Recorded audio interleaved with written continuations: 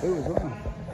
That's many custom cruising. You see 50cc Saddlemen, as you know, very good step up. Seems to be. And you see here like a backrest, imagine this thing's doing a stunts, like a pull up there at the back. You can see this one in red blue stitch. No doubt Saddlemen having a gel as well. That's with the thing down. Pretty cool scenes. Never actually seen this particular one. White stitch, etc. too.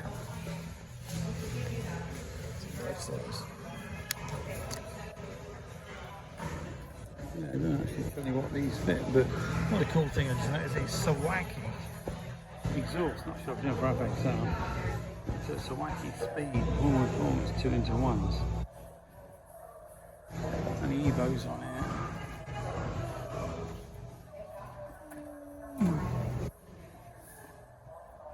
No, I don't like it. £20 weight saving. Quite a big saving.